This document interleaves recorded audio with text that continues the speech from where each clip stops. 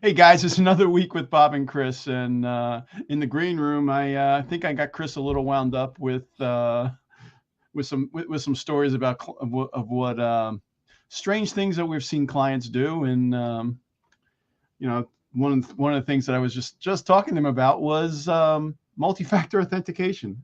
Either like it or love it, you still have to use it. And let's be frank, we try to keep this podcast, video podcast, going every week without going off the rails. And every week it goes off the rails. This is not going to be an exception. Yeah, probably. This is going to go. This is spicy talk, I guess, for IT. So Start Chris, with yours. let me just retell the story. But I was working with somebody that self-manages their Office 365 environment, Yep. and we've told people have seen it, that insurance carriers require you to have multi-factor authentication on wherever you can, and Office 365 is a big vulnerability, guys. Well, this guy has multi-factor authentication on, and when I was watching on a shared session, watching them log in, they logged into a random browser that we were working on, and when it popped up with the multi-factor codes, it said, remember for 365 days. So I guess the employees didn't like putting in tokens too often. So now we get to work for a year. So Chris, what happens with that button when I say This is good. Hey, guess what? If they go to a hotel and they go use one of those business machines and they log in and they accidentally click save, oh look, you just gave somebody access to your lovely email for a year. Ooh, that's perfect? good. Yeah. If and we've talked about this, where they can do session hijacking, where they steal the token like a hacker does. They get something on your machine, they steal it. Normally it's 30 days by default. They can refresh that token. There's ways to do it, but like even if they weren't smart enough to refresh it, if you just gave them a token that was good for a year, they can just access whatever they want. Also, I have a question. If you're willing to put that policy in, where else are you lacking? Like, if people running as global administrators every day?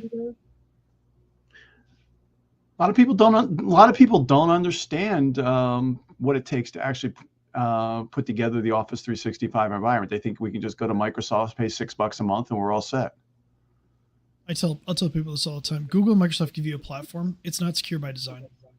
It's not by default. It's not secure. You have to go through, and it's your responsibility. If you read their EULAs, which are about as boring as Apple's, actually maybe more so. Like, your data is your responsibility. They don't take responsibility if you don't lock your accounts down. And yeah, like you said, people just assume that cloud, it means secure. Well, cloud can mean secure. It is more secure than maybe sitting in your office, but it doesn't necessarily mean it's secure by default.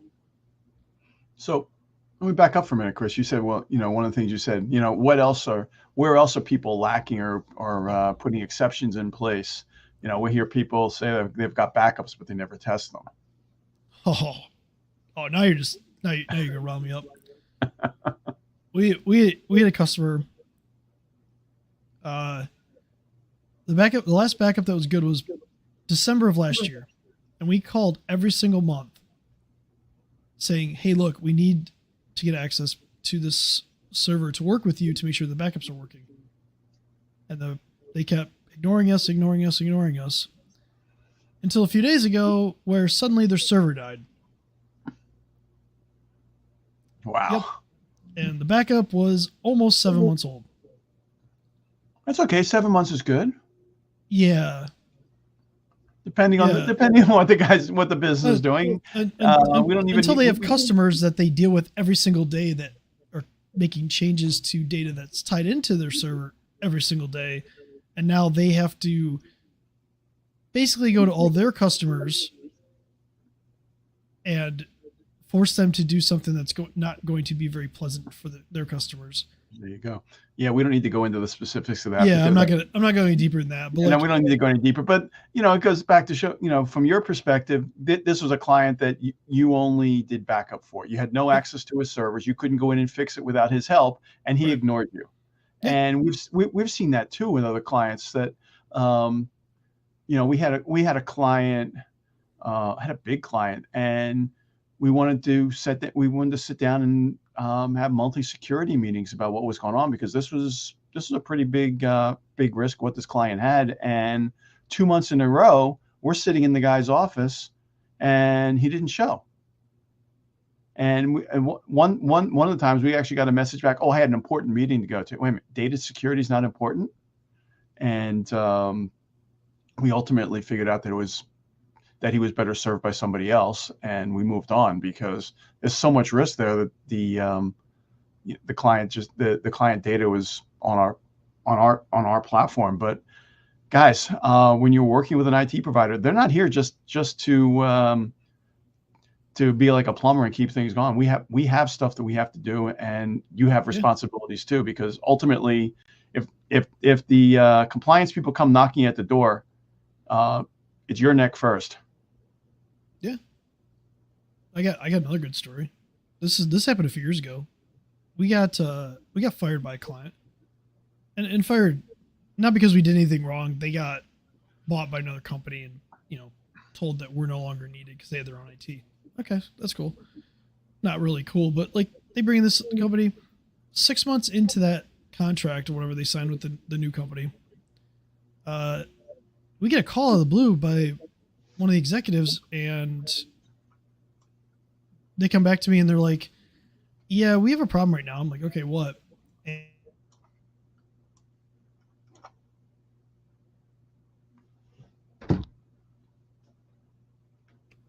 No. And it turns out their backup device ran out of space and wasn't backing up their server anymore. And they had went in and they wanted to make a change in their server, and they corrupted a bunch of data, and they go to restore it and realized that they were missing 7 weeks of backups. Oh, wow. This is not a small company. This is a company that basically lost millions of dollars because of that. And so I was on conference calls with them, helping them out, and we thought we were going to get them back as a company. And then COVID happened, and boom, they decided to freeze all spending, and then that was a lost opportunity. But it's a strange place for you to be laying. It just goes to show that even if you hire a new IT company, make sure they're doing things right. You want to stay on top of things. You want to make sure that you're always looking at stuff. Make sure that when you hire somebody that comes in and they replace your existing IT, that they're actually doing things that actually are an improvement. And talking to another company isn't a bad idea. Talking to somebody that's a confidant of yours that maybe doesn't provide IT to you is a really good idea, or cybersecurity. It's a really good idea just to have somebody that you can talk to and kind of ask questions about, or at least do an assessment on and give you an idea of like what's going on. It's not really a sales pitch. It's just good practice in general. It's like if you go to the doctor and you get an opinion you don't necessarily like, what are you going to do? Get a second opinion. Get another one. Yeah. So, well, Chris, that brings up a really good point. Who's checking your IT guys? And why don't you talk a little bit about the assessment process that we could do to go double check and see what's going on, and really just give clients give business a sanity check to see if their IT guys really have everything covered. Yeah, if you've ever been through an audit, which we don't really, Bob and I probably don't really love audits, especially if they're done by a CPA firm or something like that, because they're not really that thorough. They just ask questions. But like if you went through and did a risk assessment with a third party that's not providing you IT and cybersecurity services, you're going to get a really good report back. And that's something that we both do, but you're going to get a report back that kind of shows you like gaps and ways to improve. And even if you don't want to change like the IT company that you're dealing with, maybe you like them, maybe they do really good support, but they're just not right for certain things. At least you're going to know, and knowing's half the battle. It's like I'll go back to the healthcare thing. If as we age, we need to see the doctor more and more because we want to make sure that everything's working right. Want to make sure that you don't maybe have cancer, or I guess I went a little dark there, but make sure that things are going well. When you're in your 20s, whatever, nobody cares. Nobody goes to the doctor unless they really need to. But as you get in your 30s and 40s, things change, 50s, 60s, you're going to the doctor more often. Just a second opinion.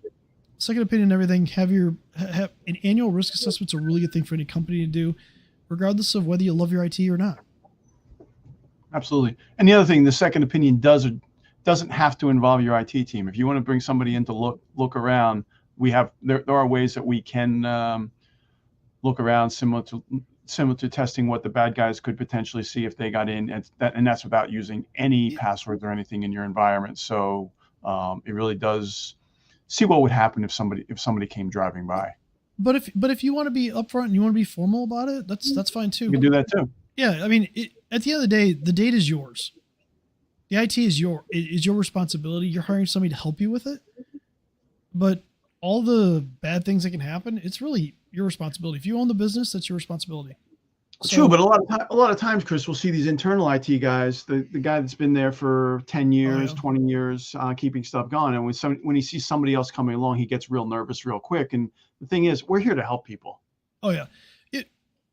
The problem I see with internal IT is they're just overworked, overstressed, overworked. They don't have time to go out and really keep up to date with like newer trends and things like that. So it's really good to just bring somebody else in that can be like, you know, I don't want to say a friend necessarily, the person, because maybe you're not friends or whatever, but you know, be like that person that can come in there and give you like, hey, here's the trends that are going on. Here's what we see. Here's some things that maybe you should do. And then just be an assistant and really make that person more successful. You know, that's what we try to do. That's what we try to do. I just want to, you know, obviously you and I, we just want to help people. Like, it's not really I mean, yeah, we need to sell things, but I don't think you do hard sells. I don't. I just want to help educate people and really make good decisions in the business and make sure that they're, you know, if they've been around for 20 years, let's make sure that you're around for another 20 years, you know, not because of some mistake. So with that being said, it's, you know, we're 12 minutes into this. If anyone has any questions or topics, be sure to comment them in where you're watching this video, and also watch our social media feeds, because Chris and I are both about education, and we are constantly doing webinars and other training events that are out there to keep people safe, secure, protected. And I think that's all we got for this week. Go ahead. One more thing. This is not a good idea, but I'm going to say it anyway. If you're not sure if your IT is good and you're willing to come on here, we can absolutely roast you. Depending on the week, it might get real good. It might, we might be banned from most platforms if it really goes bad. But no, seriously, if you want to come on here and you want to talk about like what you're doing, if you want any questions or just submit questions to us, we're more than happy to answer them. We're not going to out you if that's what you're worried about. So if you DM one of us, we're not going to out like who you are or anything like that, but we'll answer questions. So I wonder if we can put somebody on the show with a voice changer and a mask over them to be totally transparent. Oh, we'll get him to do the AI thing, and there'll be somebody else. We can have him like be like Morgan Freeman or something like that, or like Samuel Jackson. That'd be funny. So I was at an event where they brought in a speaker that was the business owner, talking through the breach that he had when the FBI came knocking at his door to tell him he was breached. Oh, they hid his identity. No, this was the business came. Well, no, this was live. This was like 2 years after the breach happened. He talked about how it really affected him and his company. It was pretty incredible. Yeah, I think putting a mask on somebody and doing a voice change, that'd be fun. Anyway, guys, change a voice midstream. That'd be awesome. All right, let's get back to work here. All right, everybody have a good week.